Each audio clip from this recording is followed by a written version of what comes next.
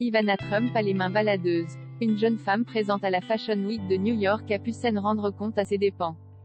Comme le rapporte page 6 en effet, l'ex-épouse de Donald Trump n'a pas laissé que de bons souvenirs lorsqu'elle s'est rendue au défilé du créateur Denis Basso, puisqu'elle s'est davantage intéressée aux attributs d'une blogueuse de mode russe qu'aux vêtements présentés. Une source a raconté aux médias qu'Ivana Trump s'était rendue près du bar du restaurant grec haut de gamme Limani pour poser une question totalement lunaire à Alia Rosa: « Est-ce que je peux toucher vos seins ?»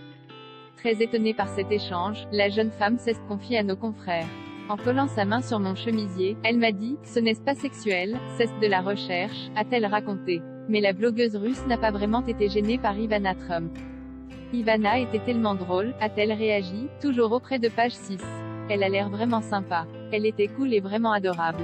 Alia Rosa a ensuite totalement déliré: « En tant que future James Bond girl, je dois m'habituer à n'importe quelle situation, y compris qu'Ivana Trump agrippe mes seins. Et ce n'est pas la première fois que la Russe fait parler d'elle. » Plus tôt cette année, elle avait accordé une interview au Sun dans laquelle elle expliquait avoir été une espionne après s'être entraînée dans une école militaire dirigée par Vladimir Poutine. Devenue maman, elle a quitté son pays d'origine pour s'installer en Suisse, puis à Londres et enfin aux États-Unis, où elle habite depuis plusieurs années et où elle a donc rencontré Ivana Trump. Ivana Trump, combien de temps a-t-elle été mariée avec Donald Trump?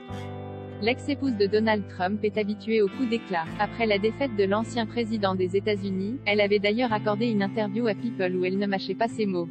Donald a toujours été un mauvais perdant, a-t-elle rappelé. Il n'aime pas perdre, alors il va se battre, et encore se battre. Je veux juste que tout cela se termine d'une manière ou d'une autre. Il doit déclarer qu'il a perdu, mais il déteste être un perdant, vous pouvez en être sûr. Mais s'il perd, il perd point. Et d'ajouter: « Je pense qu'il va descendre à Palm Beach, jouer au golf et vivre une vie normale. C'est le meilleur choix qu'il puisse faire. Il a beaucoup d'argent, des endroits où vivre et en profiter. » Pour rappel, elle a été mariée avec Donald Trump pendant 21 ans avant de divorcer, en empochant 14 millions de dollars.